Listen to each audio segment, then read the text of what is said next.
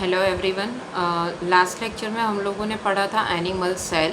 Now we are move to the plant cell which is also including to the eukaryotic types of the cell.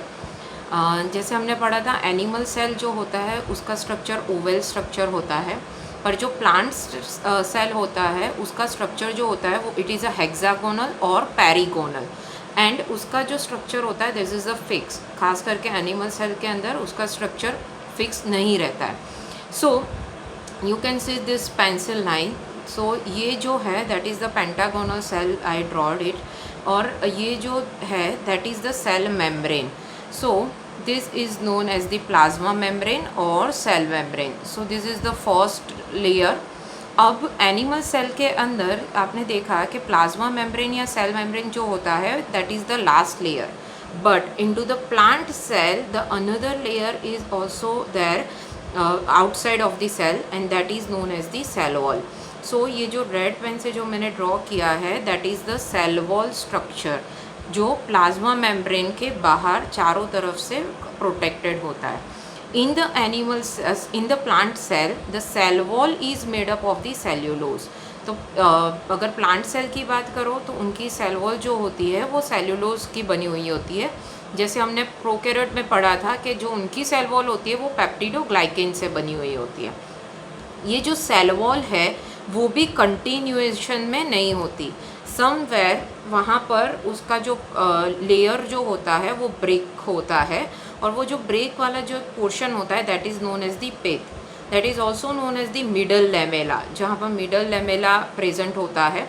अब ये middle lamella का function क्या होता है, तो ये मिडल लेमेला दो कनेक्टिव सेल को, दो नियर बाय सेल को कनेक्ट करता है और मटेरियल को ट्रांसपोर्ट करने में हेल्प करता है।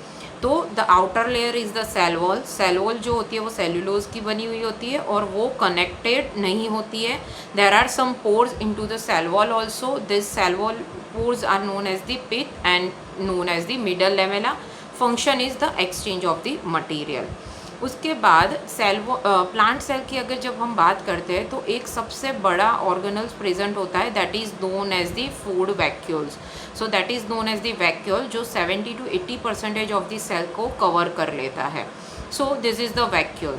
प्लांट सेल के अंदर ये जो वैक्यूल होता है उसके अंदर जनरली प्रेजेंट होता है water and mineral. So that water and mineral containing portion is known as the sap. So इस टाइप की वैक्यूल को हम सैप वैक्यूल भी बोलते हैं। प्लांट के अंदर सैप वैक्यूल के अलावा भी different types of the vacuoles present होती है, but this is the largest vacuole. Because of the vacuole 70 to 80% जो ऑफ द सेल का पोर्शन कवर कर लेती है, तो जो न्यूक्लियस होता है वो सेंटर में प्रेजेंट ना होके थोड़ा सा साइड में प्रेजेंट होता है। दिस इज़ द न्यूक्लियस जो डबल मेम्ब्रेन बाउंड होता है। Nuclear pore are present, nucleosome is present and chromatin material is also present. Nucleoplasm is also there. ये हमने सारा न्यूक्लियस का स्ट्रक्चर डिटेल में लास्ट लेक्चर में पढ़ लिया है, तो आप प्लीज़ एक बार वापस जाके देख लेना। हमने एनिमल सेल में डिस्कस किया है, तो मैं सारे लेबल्स नहीं करती। So this is known as the nucleus, right. अब ये जो न्यूक्लियस से कनेक्टेड होता है same as the plant cell, same as the animal cell, endoplasmic reticulum outer most layer nucleus से कनेक्टेड होता है। दो टाइप के एंडोप्लाज्मिक रेटिकुलम होते हैं, एक होता है स्मूथ एंडोप्लाज्मिक रेटिकुलम, दूसरा है रफ एंडोप्लाज्मिक रेटिकुलम। रफ जिसके ऊपर राइबोसोम अटैच होता है उसको हम बोलते हैं रफ एंडोप्लाज्मिक रेटिकुलम। अगेन यहाँ पर भी जो राइबोसोम होता है तो वो राइबोसोम जो होता है वो ATS ही होता है, जैसे एनिमल सेल के अंदर था। तो अगेन एंडोप्लाज्मिक रेटिकुलम जिसके ऊपर राइबोसोम प्रेजेंट नहीं है उसको हम बोलते हैं स्मूथ एंडोप्लाज्मिक रेटिकुलम। जिसके ऊपर एंडोप्लाज्मिक रेटिकुलम पर राइबोसोम अटैच है उसको हम बोलते हैं rough endoplasmic reticulum. Cytoplasm intermost jelly like structure जो होता है that is known as the cytoplasm, ठीक है। अब उसके अलावा हमने एक और ऑर्गेनल जो एनिमल सेल में भी पढ़ी थी, गोल्जी बॉडी। अब यहाँ पर गोल्जी बॉडी और प्लांट एंड एनिमल के बीच में एक डिफरेंस होता है। Again same the convex side जो होती है वो तो न्यूक्लियस की साइड ही होती है, पर हमने एनिमल सेल में पढ़ा था कि ये जो गोल्जी बॉडी होती है वो एकदम नज़दीक रहती है न्यूक्लियस के, पर in plant cell the distance is more, वो एकदम अटैच नहीं रहती है, वो थोड़ा सा उससे दूर रहती है। अगेन सेम स्ट्रक्चर होता है गोल्जी बॉडी का भी। उसके अलावा यहाँ पर सेम जैसे एनिमल सेल के पास माइटोकॉन्ड्रिया था, outer most layer smooth and inner layer is the most folded, cristae जिसको बोलते हैं, तो same way that is known as the mitochondria.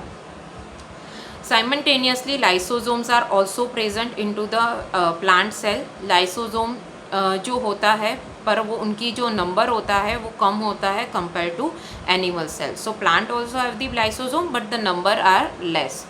जो एक मोस्ट इम्पॉर्टेंट ऑर्गेनल है जो सिर्फ प्लांट सेल में होती है दैट इज़ द क्लोरोप्लास्ट। अब जो क्लोरोप्लास्ट का स्ट्रक्चर है वो मैंने थोड़ा डीप में यहाँ पर ड्रॉ किया है, बाद में हम उसको और डीप में पढ़ेंगे। The outer and inner both layer are the smooth, outer और इनर दोनों लेयर स्मूथ होते हैं, और जो सैक लाइक स्ट्रक्चर होते हैं छोटे छोटे उसको बोलते हैं थाइलेकॉइड, एंड ये पूरा थाइलेकॉइड का जो बंच होता है that is known as the granum. ये जो थाइलेकॉइड होता है उसके पास पिगमेंट होता है green colour pigment which is known as the chlorophyll. So this is the basic structure of the chloroplast. तो chloroplast is also present in to the plant cell. So this whole structure of the plant cell. अब plant और animal का जब difference हो तो आपको basically इतनी चीज़ें याद रखनी है कि प्लांट सेल के अंदर हमने सेंट्रियोजोम नहीं ड्रॉ किया है, प्लांट के पास सेंट्रियोजोम या सेंट्रियोल प्रेजेंट नहीं होता है। नंबर ऑफ लाइसोसोम होती है वो भी कम होती है, number of lysosomes are also very less in to the plant cell compare to animal.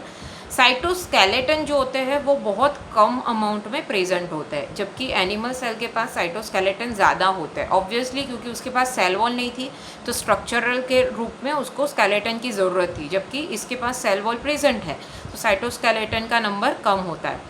बाकी बेसिक डिफरेंस आपको पता है कि प्लांट सेल के पास सेल वॉल प्रेजेंट होता है, एनिमल के पास नहीं होता। Chloroplast is also present in to plant cell, animal cell do not have the chloroplast.